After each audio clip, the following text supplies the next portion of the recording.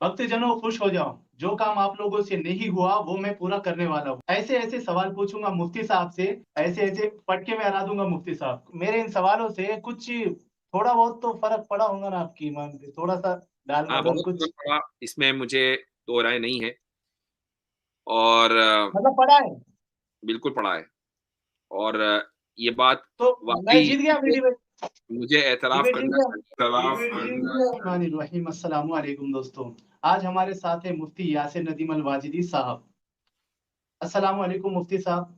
वालेकुम सलाम। आपका बहुत बहुत इस्तकबाल है। आप हमारे चैनल पर आए, सबसे पहले तो आपका बहुत बहुत शुक्रिया कि आपने आपका कीमती वक्त हमारे साथ इस चैनल पर आकर इंटरव्यू देने के लिए निकाला है। मुफ्ती साहब, वीडियो स्टार्ट करने से पहले मैं आपको इस जादुई चश्मे के बारे में बताना चाहता हूँ। ये चश्मा कोई मामूली चश्मा नहीं है। इसको आंखों पर लगाते ही इंसान फिर इंसान नहीं रहता। इंसान के अंदर छुपकर बैठा हुआ एच मुस्लिम बाहर निकल आता है। जैसे ही मैं इसे पहन लूंगा तो माजरत के साथ आप मुझे जिहादी नजर आने लग जाओगे। ओके। तो और ये वैसे वैसे मेरी गलती नहीं है ये। बहुत से लोगों को चश्मा पहने बगैर ही हम जिहादी लगते हैं। जी। जी। ये मेरी गलती नहीं है, चश्मे की गलती है। तो अगर आपकी इजाजत हो तो मैं इसे पहन लूं। हाँ, पहने पहने, नो टेंशन। अब मैं आलमी नहीं हूँ, अब अच्छा, मैं एच मुस्लिम हूँ। आप मुझे अब इसी नाम से मुखातिब कीजिएगा। ठीक है, ठीक ठीक। चलो मुफ्ती साहब, सवाल जवाब का सिलसिला शुरू करते हैं। सबसे पहले आप मुझे ये बताइए, दिन पहले एक मूवी रिलीज हुई थी जिसके ट्रेलर में ये बताया गया था कि 32,000 हिंदू लड़कियों को जबरदस्ती जबरदस्ती अगवा करके मुस्लिम बना दिया गया और उनको आईएसआईएस में भर्ती कर दिया गया। इस मूवी के बारे में आपकी क्या राय? इस सच्ची मूवी के बारे में आपकी क्या राय? हाँ, ये ज़रूर, ये बताइए। अच्छा इज़ाफ़ा किया आपने, वरना बात अधूरी रह जाती। हमारी जो राय है वो ये है कि आज से कोई तकरीबन अम, 80 साल पहले, आज से 80 साल पहले नाज़ी जर्मनी में जब हिटलर यहूदियों के ऊपर ज़ुल्म करने वाला था और ज़ुल्म का हल्का-हल्का आगाज़ हुआ था, तो 1939 में जर्मन हुकूमत ने जो जर्मनी की जो फ़िल्म इंडस्ट्री है, उसको ये कहा कि यहूदियों के खिलाफ फ़िल्में बनाई जाएँ। 1940 में पहली फ़िल्म और 1941 में फिर 2 फ़िल्में रिलीज़ हुईं। उनमें पहली फ़िल्म तो हिट नहीं हुई, वो फ्लॉप हो गई। उसमें ये दिखाया गया था कि यहूदी किस तरीके से मुल्क की इकोनॉमी को चूस रहे हैं और उसकी वेल्थ के ऊपर कब्ज़ा कर रहे हैं, और जो असल जर्मन हैं, वो कितने देशभक्त होते हैं कि वो देश के नाम पर अपनी जान कुर्बान कर देते हैं, लेकिन यहूदी नहीं करता। उसमें ये दिखाया गया था। ये फिर फ्लॉप हो गई। उसके बाद एक दूसरी फ़िल्म बनी, उसका नाम था ज्यू सस, यानी सस एक आदमी का नाम था और वो चूँकि यहूदी था, ज्यू यहूदी, तो वो एक फ़िल्म बनी 1941 में, वो बड़ी हिट हुई। उसमें ये दिखाया गया कि एक यहूदी किसी अ, अमीर जर्मन का सेक्रेटरी है, फाइनेंशियल एडवाइज़र और सेक्रेटरी है।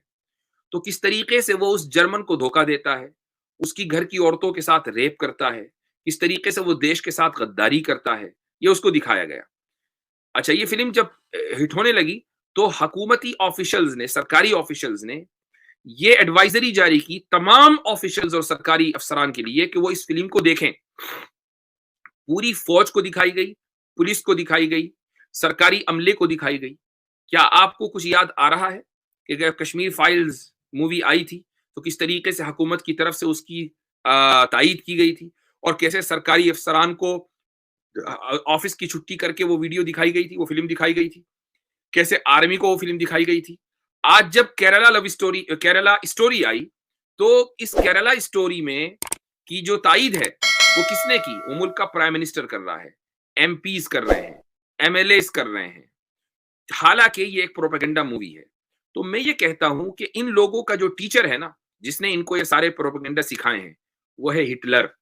जब हम इस तरह की मूवीज़ देखते हैं या उनके बारे में सुनते हैं कि जो प्रोपेगेंडे के ऊपर मबनी है और मुसलमानों के खिलाफ वो प्रोपेगेंडा कर रहे हैं, तो हमें ज़हन में एक हिटलर आता है कि जो उसकी स्ट्रैटेजी थी, जो वो यहूदियों का कत्लेआम करना चाहता था और उससे पहले वो जर्मनों के दिलों में यहूदियों की नफ़रत को इस तरीके से डाल देना चाहता था कि फिर वो यहूदियों को चाहे जिस तरीके से कत्ल करे, जर्मन के जो लोग हैं वो आवाज ना उठाएं, वो ये कहें कि हाँ ये इंसानियत का के मुस्तहिक नहीं है, इनके साथ जानवरों जैसा सलूक होना चाहिए। दरअसल यही काम करने के लिए ये वीडियोस और ये मूवीज आती हैं और मूवी इंडस्ट्री के अंदर बाकायदा इन्फ्लुएंस डालकर इस तरह की मूवीज लाई जा रही हैं। तो इनके उस्ताद तो हिटलर है। ये अलग बात है कि आज के दौर में हिटलर ने जिन यहूदियों पर जुल्म किया, वो यहूदी भी चूंकि कौम परस्त बन गए हैं और कौम परस्ती के नाम पर वो भी दरअसल फलस्तीनी मुसलमानों के खिलाफ फिल्में बना रहे हैं और क्या क्या कर रहे हैं। तो अब इनके उस्ताद यहूदी हो गए। कल इनके उस्ताद यहूदियों पर जुल्म करने वाले थे, आज इनके उस्ताद यहूदी हैं। ये सीखते दूसरों का ही है, अकल इनके पास अपनी नहीं है, लाते कहीं और से ही है। अच्छा देखिए, अगला सवाल पूछता हूं मैं आपसे। ये ईमानदार और लुच्चे लोग, सॉरी मेरा मतलब है ईमानदार और सच्चे लोग एक्स मुस्लिम, मैं एक्स मुस्लिम की बात कर रहा हूँ, ये आपके कुरान को कोट करते हैं और बताते हैं कि फुला आयत में हिंदुओं को मारने का जिक्र किया गया है, फुला आयत में मुल्हिदों को मारने का जिक्र किया गया है। अब आप ही बताओ, क्या ये लोग झूठ बोलते हैं? कुरान में तो लिखा हुआ है ना कि काफिर को मार दो, लिखा हुआ है कि नहीं लिखा हुआ है? आप बताइए बताइए। अगर ये लिखा होता कि किसी भी काफिर को आप देखें उसको मार दें, रिगार्डलेस इसके कि उसका क्या जुर्म ऐसे है, ही लिखा है ना, तो एक भी ऐसे ही इंडिया लिखा है में यहाँ पर इंडिया में एक भी जी काफिर ना होता। इंडिया में एक भी काफिर आज जिंदा ना होता, ये कहने के लिए कि कुरान में ये लिखा हुआ है। हर एक काफिर को से सफ़े हस्ती से मिटा दिया जाता, लेकिन ऐसा नहीं हुआ। जहां लिखा गया है कि काफिर को मार दो, मुशरिक को मार दो, ये उन काफिरों और दुश्मनों की बात हो रही है जो दुश्मन थे, उन काफिरों और मुशरिकीन की बात हो रही है जो दुश्मन थे। चूंकि साथ में ये भी लिखा गया है कि वो काफिर के जिन्होंने तुम्हारे ऊपर जुल्म नहीं किया, जिन्होंने तुम्हें तुम्हारे घर से नहीं निकाला, अल्लाह ताला को कोई एतराज नहीं है कि अगर तुम उनके साथ हुस्न सलूक करो और उनके साथ इंसाफ का मामला करो। तो भाई जब ये भी लिखा हुआ है और वो भी लिखा हुआ है, तो इसका मतलब ये है कि जो वो लिखा हुआ है मारने की बात जहां है, वहां दुश्मन मुराद है। और दुश्मनों को आप फूल तो पेश नहीं करते, उनके गले में माला नहीं डालते। वो आया खंजर लेकर आपको कत्ल करने के लिए, और आप जो है फूल की माला पहनाएंगे तो उतनी देर में वो आपको निपटा देगा। ऐसे का इलाज क्या है कि कबल इसके कि वो वार करे, उसके वार को नाकाम बना दो। तो ये तो दुनिया का हर निज़ाम कहता है, दुनिया की हर कौम की स्ट्रेटजी यही कहती है। वो कौम बचती ही नहीं है जो इस स्ट्रेटजी के ऊपर अमल ना करे। तो ये तो इंसाफ की बात है कि ऐसे दुश्मनों को सफ़े हस्ती से मिटा देना चाहिए जो दुश्मनी करे मुसलमानों के साथ। हाँ, अलबत्ता देखिए मेरे आपने इस जो मेरे इस बात को कोई गलत कोट कर सकता है। ये काम ऑर्गेनाइज्ड अंदाज में होगा, यानी हुकूमत के तहत होगा।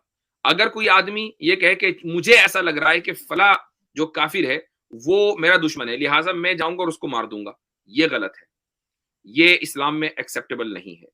ये चीज उसी वक्त होगी जबकि हुकूमत की निगरानी और उसकी सुपरविजन में हो। चलिए अब काम की बात पे आते हैं। इंटरव्यू तो सिर्फ एक बहाना था। मेरे पास ऐसे ऐसे एतराजात है कि आज मैं आपका ईमान हिला के रख दूंगा, पूरी कोशिश करूंगा मैं। ऐसे ऐसे फटके में हरा दूंगा आपको।